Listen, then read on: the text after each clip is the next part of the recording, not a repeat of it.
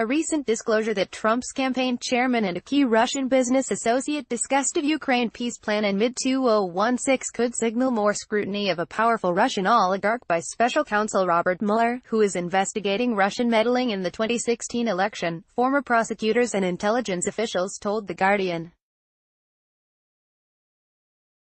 The timing of the talks between Trump's campaign chairman, Paul Manafort, a veteran political consultant, and Konstantin Kilimnik, his longtime aide who allegedly had ties to Russian intelligence in 2016, occurred in New York on the 2nd of August. The meeting came just days after Kilimnik met in Moscow with Oleg Deripaska, a powerful oligarch and close ally of the Russian President, Vladimir Putin. Deripaska had been a major client of Manafort but had sued him over a failed business deal in Ukraine and was seeking to recoup almost $25 million. Sign up for the U.S. morning briefing. The Trump administration announced late last year it intended to lift sanctions on Deripaska's companies, despite strong opposition from Democrats and some Republicans in Congress. The Treasury Department had imposed the sanctions on Deripaska and several of his companies, in tandem with 7 Russian oligarchs, 12 companies they owned are controlled, and 17 Russian government officials, for malign activity, which included attempting to subvert Western democracies, and malicious cyber activities. The talks in New York, revealed in a recent court filing from Mueller's office, came soon after Kilimnik emailed Manafort that he needed to brief him on his Deripaska meeting. Kilimnik, who worked for a decade with Manafort when he was a political consultant making tens of millions representing Deripaska and pro-Moscow Ukrainian political parties, emailed Manafort in late July that he had just spent hours with the man who gave you your biggest jar of black caviar several years ago, referring to Deripaska. Kilimnik's email to Manafort said that Deripaska asked him to convey several important messages from him to you.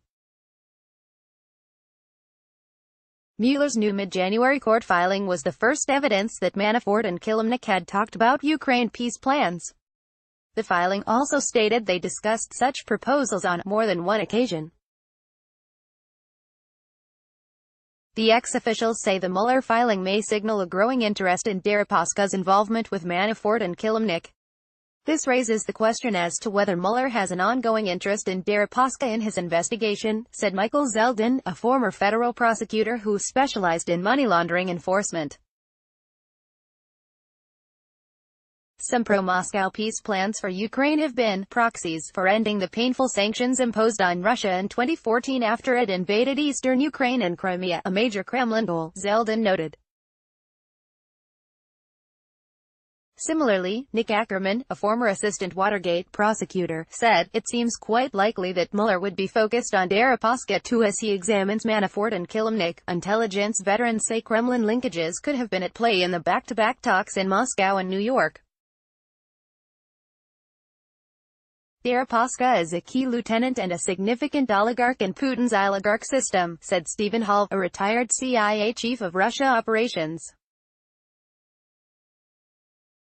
Deripaska would get his marching orders from the Kremlin about what Russia wanted, including lifting of sanctions and a resolution of the situation in Ukraine that favored Russia, Hall said. It seems likely the chain of communication would have been Putin to Deripaska to Kilimnik to Manafort. The Manafort connection to Deripaska is essential, Hall added. I think people really need to focus on the Manafort-Deripaska relationship. It's essentially a Trump-Putin connection. Mueller's revelation about the initial peace plan chat came in a heavily redacted filing documenting 5 alleged lies by Manafort in violation of a plea agreement to cooperate fully, after he had been convicted on multiple charges including bank and tax fraud and pleaded guilty to 2 conspiracy counts. A Manafort spokesperson declined comment. Neither Kilimnik nor Deripaska responded to emails seeking comment. During the 2016 election season when the FBI began looking into Russian meddling, Deripaska was at least briefly turned to for help. In September 2016, during a Deripaska trip to New York, FBI agents paid a surprise visit on the oligarch in an unsuccessful effort to get him to cooperate in their inquiries into Russia's interference in the 2016 elections, The New York Times reported.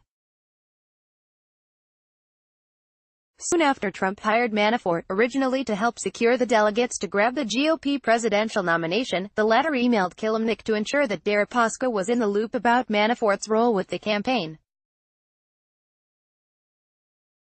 In emails first reported by The Washington Post, Manafort proposed giving Deripaska private briefings on the Trump campaign, and told Kilimnik to pass the idea on to the oligarch, apparently in an effort to win his favor and settle the lawsuit that Deripaska had brought against him. Manafort, Kilimnik and Deripaska have said no formal proposal was ever made and nothing came of the idea.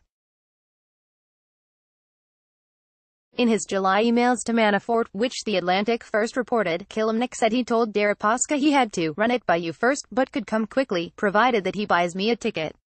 Kilimnik called Deripaska's ideas about his country's future quite interesting. Manafort replied that Tuesday the 2nd of August would work, and the two men reportedly met that day at the Grand Havana Room, a cigar bar in Midtown Manhattan. Kilimnik, an elusive 48-year-old with a background of training at a military intelligence school who now lives in Moscow after years in Kiev, was charged, along with Manafort, in 2018 by Mueller with witness tampering. Another Kilimnik business partner has been charged with illegally funneling $50,000 from a Ukrainian oligarch into Trump's inauguration fund. Last year, the special counsel also stated in a court document that Kilimnik had ties to Russian intelligence during 2016, an allegation that Kilimnik has denied.